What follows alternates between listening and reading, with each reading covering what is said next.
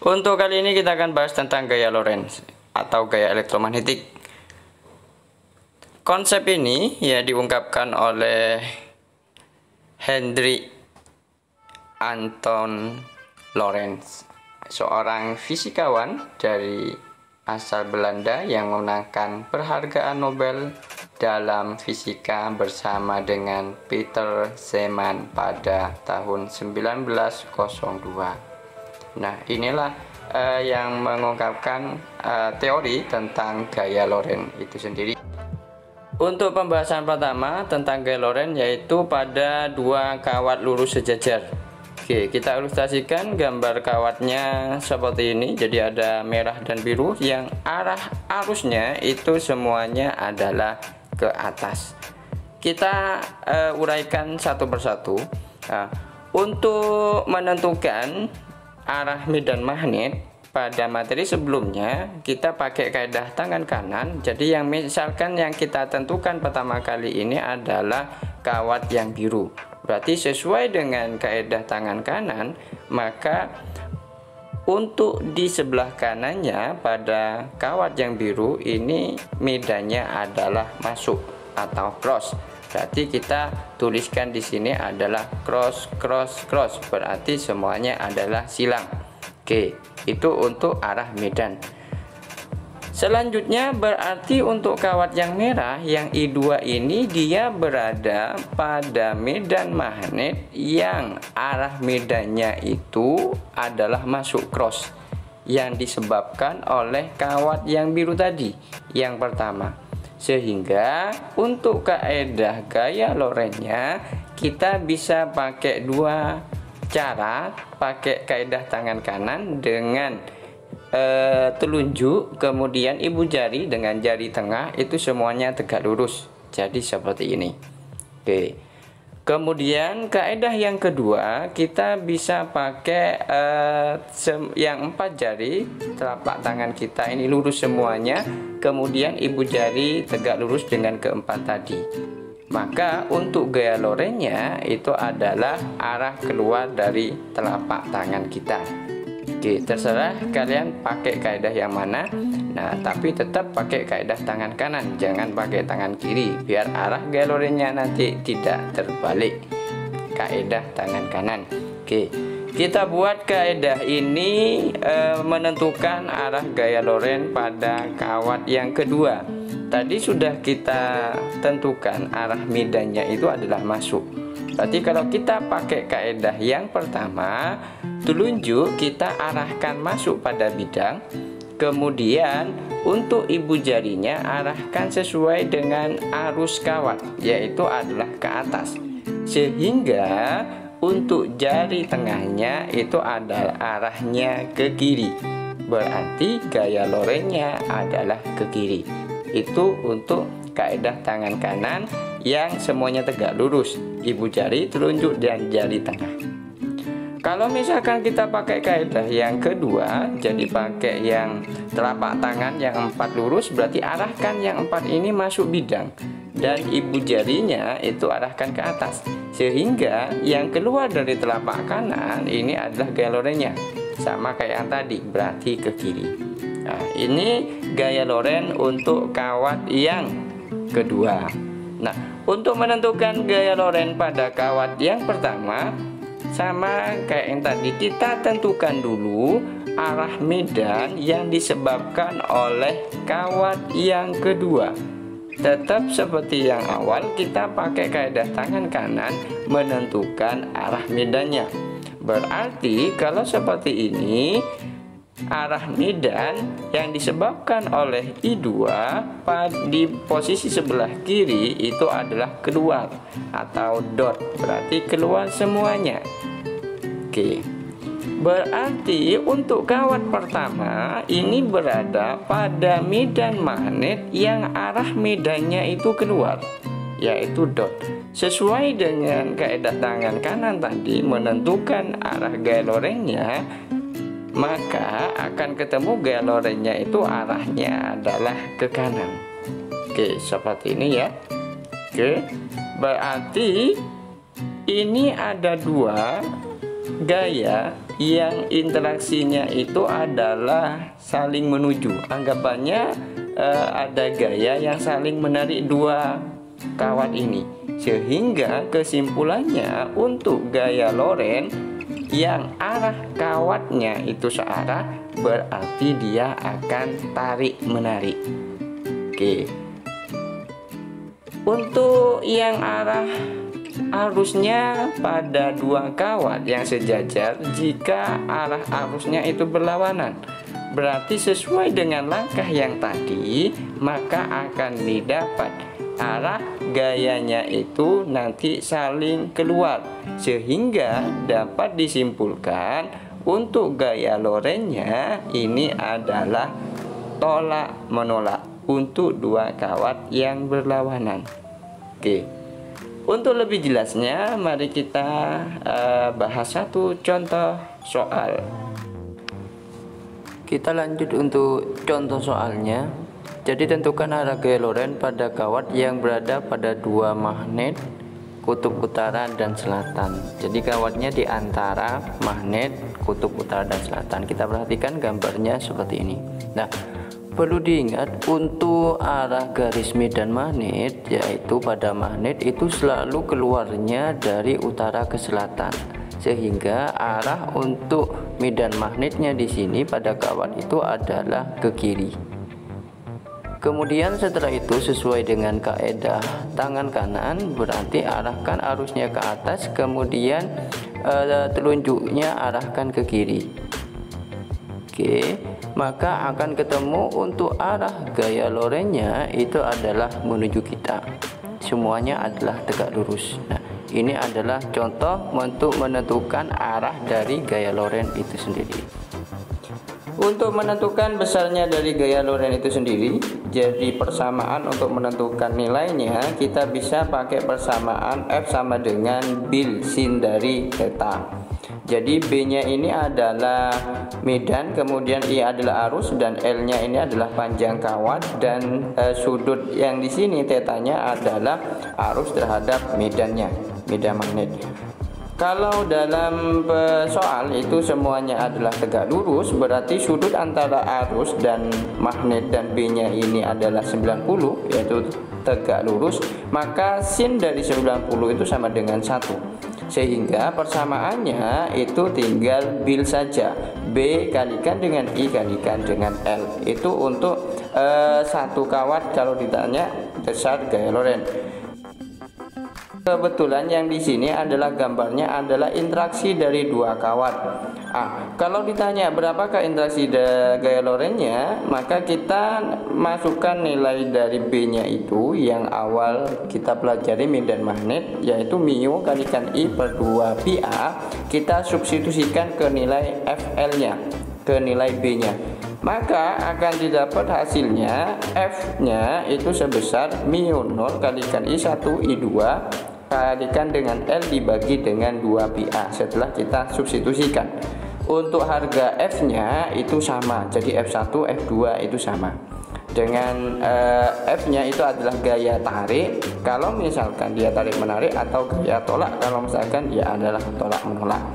Kalau mu itu adalah ketetapan, yaitu permeabilitas vakum 4pi kali 10 pangkat min 7.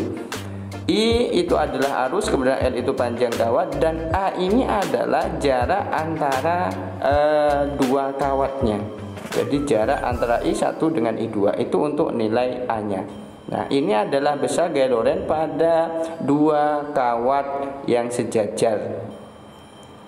Untuk lebih jelasnya, mari kita bahas satu soal untuk yang gaya Lorentz pada kawat sejajar.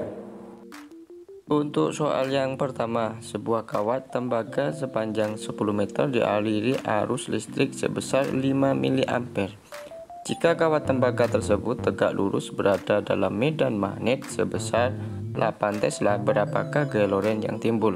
Oke, kita tentukan dulu yang diketahui pada soal ini, bahwa panjangnya itu adalah 10 meter, kemudian arusnya I-nya adalah 5 mA. Kita jadikan satuan SI, yaitu kita jadikan ampere dibagi dengan 1000, maka akan didapat 0,005 ampere. Kemudian untuk nilai B-nya itu adalah 8 Tesla. Yang ditanyakan adalah gaya Lorentz-nya. Yang di sini dalam soal di situ dikasih keterangan tegak lurus. Artinya apa? Bahwa sudut yang terbentuk itu adalah 90. Maka untuk harga sin 90 itu sama dengan 1. Sehingga untuk menentukan nilai F-nya saja itu sama dengan kita pakai persamaan yang bil. B I kalikan dengan L. Kita substitusikan nilainya, B-nya itu 8, kemudian arusnya itu adalah 0,005 dan L-nya adalah 10. Kita kalikan maka akan didapat untuk gaya Lorentz-nya itu adalah sebesar 0,4 Newton. Ini untuk pembahasan sederhana pada soal gaya Lorentz kawat lurus. Oke. Untuk soal berikutnya yaitu gambar di bawah menunjukkan 3 buah kawat sejajar yang dialiri arus listrik. Tentukan besar dan arah gaya magnetik pada kawat 2 jika panjang kawatnya itu adalah 1 meter. Oke, kita analisis dulu untuk kawat yang kedua. Kawat yang kedua ini dipengaruhi oleh 2 kawat, yaitu kawat 1 dan kawat 3. Yang pertama oleh kawat 1 dulu. Kita perhatikan arusnya kawat 1 ke atas dan kawat yang kedua juga ke atas. Artinya ini adalah arusnya searah. Kalau misalkan dia searah berarti sesuai dengan materi yang tadi, kalau khusus yang searah ini adalah tarik menarik. Berarti gaya yang dialami oleh kawat yang kedua arahnya adalah ke kiri. Berarti ini F21, gaya 2 yang disebabkan oleh kawat 1. Oke. Selanjutnya kita analisis untuk yang kawat yang kedua disebabkan oleh kawat yang ketiga. Kita perhatikan arus yang ketiga. Kawat yang ketiga ini adalah arahnya ke bawah. Kalau dengan yang kawat kedua ke atas, maka di sini ada arusnya itu adalah berlawanan. Kalau berlawanan berarti gayanya ini adalah tolak menolak. Berarti untuk gaya yang disebabkan oleh kawat ketiga yang dialami oleh kawat yang kedua arahnya juga ke kiri. Berarti ini adalah F23. Oke. Kalau seperti ini nanti untuk menentukan resultannya karena ada 2 gaya yang arahnya searah sesuai dengan aturan vektor. Kalau misalkan ada gaya yang searah maka kita jumlahkan. Kita tentukan satu-satu dulu. Yang pertama itu adalah F21-nya. F21 interaksi 1 dengan yang kedua, kita masukkan sesuai dengan persamaan bahwa mu kalikan I1, I2 kalikan L dibagi dengan 2 pi A. Kita substitusikan nilainya, maka akan didapat mu-nya itu adalah 4 pi kali 10 min 7, kemudian I2-nya adalah 2 ampere, I1-nya adalah 1, kemudian L-nya 1 meter. Dibagi dengan 2 pi, yaitu A-nya, A ini adalah jarak antara kawat 2 dengan kawat 1, yaitu 2 meter. Nah, setelah kita substitusikan, kita hitung, maka untuk nilai F21-nya itu akan didapat 2 kali 10 pangkat min 7. Oke, kita selesai untuk F21. Setelah itu kita tentukan untuk nilai F23-nya, yaitu interaksi kawat 2 yang disebabkan oleh kawat 3, yaitu mu 0 kalikan dengan I2, I3 kalikan L per 2 pi A23. Jadi A23-nya ini adalah jarak antara kawat 2 dengan kawat 3. Kita masukkan nilainya sesuai persamaan. Mu-nya adalah 4 pi kali 10 min 7, kemudian I2-nya 2, I3-nya itu adalah 3, L-nya adalah 1 dibagi 2 pi, A-nya adalah 1. Maka akan ketemu F23-nya itu adalah 12 kali 10 pangkat min 7. Untuk nilai resultannya, karena kita sudah ketemu semua nilainya, F21 ketemu, kemudian F23 ini juga ketemu. Di sini ada gaya yang searah, berarti untuk menentukan resultannya tinggal kita jumlahkan saja F21 tambahkan dengan F23, yaitu 2 tambah kali 10 pangkat min 7 tambahkan dengan 12 kali 10 pangkat min 7, pangkatnya sama, berarti hasil akhirnya ini adalah resultannya, yaitu adalah 14 kali 10 pangkat min 7 atau 1,4 kali 10 pangkat min 6. Ini untuk gaya yang dialami oleh kawat yang kedua.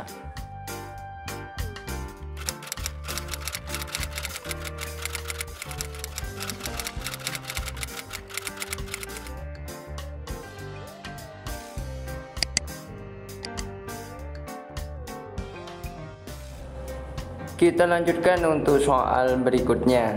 Dua kawat lurus P dan Q diletakkan sejajar terpisah 3 cm seperti tampak pada gambar. Oke, ini gambarnya. Kemudian pertanyaannya adalah kawat R yang dialiri arus listrik 1 ampere akan mengalami gaya magnetik yang besarnya 0 jika diletakkan.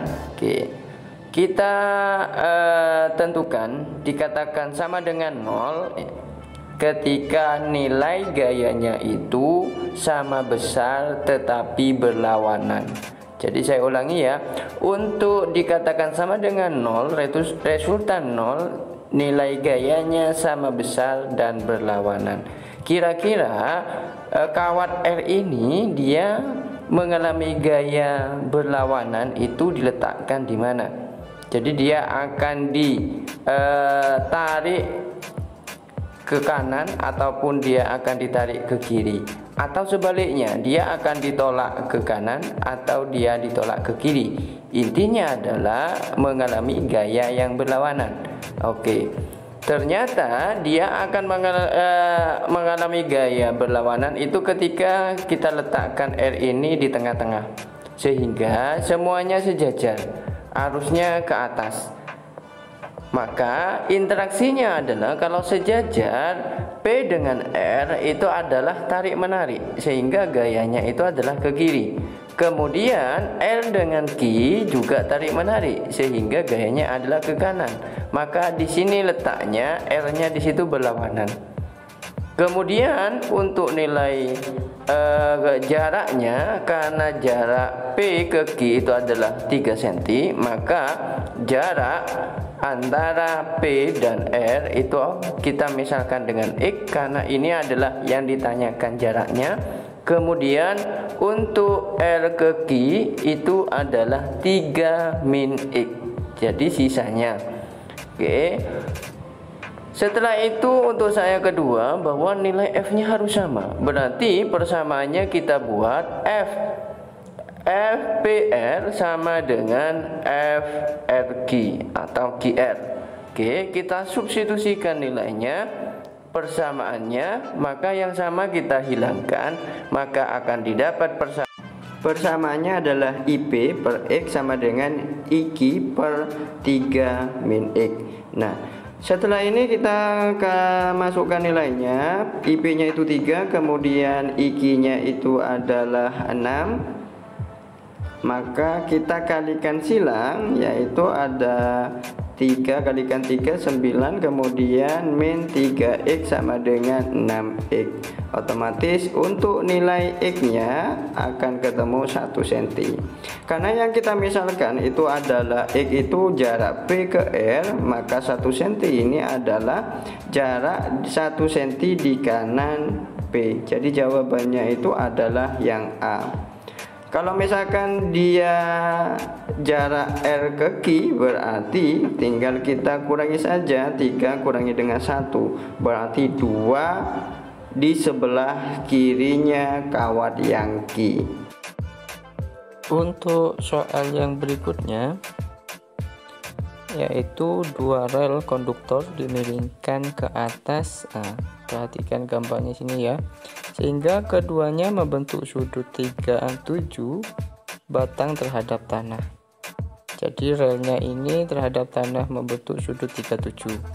Kemudian medan magnet vertikal sebesar 0,08 Tesla dan batang aluminium itu masanya 0,3 kg panjangnya adalah 2,4 meter, meluncur tanpa tabrakan menuruni rel pada kecepatan tetap. Berapa besar arus yang mengalir pada batang? Oke, kalau kita perhatikan untuk gambarnya, di situ medannya ada arahnya dari bawah ke atas. Kemudian panjang kawatnya adalah 2,4 dan sudut kemiringannya adalah 37. Untuk mempermudah pemahaman soalnya di sini, mari kita ilustrasikan gambarnya itu seperti ini. Langkah pertama untuk mengerjakan soal ini berarti kita uraikan gaya-gaya yang bekerja. Di sini punya massa, otomatis dia mengalami yang namanya gaya gravitasi atau gaya berat, yaitu nilai UV-nya yang selalu menuju pusat bumi, ke bawah. Kemudian dalam soal di sini ada kecepatan tetap. Seandainya dia tidak ada gaya yang menahan, cuman dia punya berat saja, maka dia akan mengalami percepatan.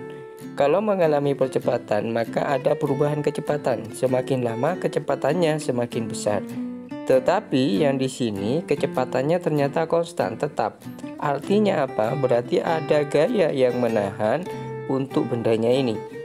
Gaya apa yang menahan? Yaitu nilai F-nya ini adalah gaya Lorentz.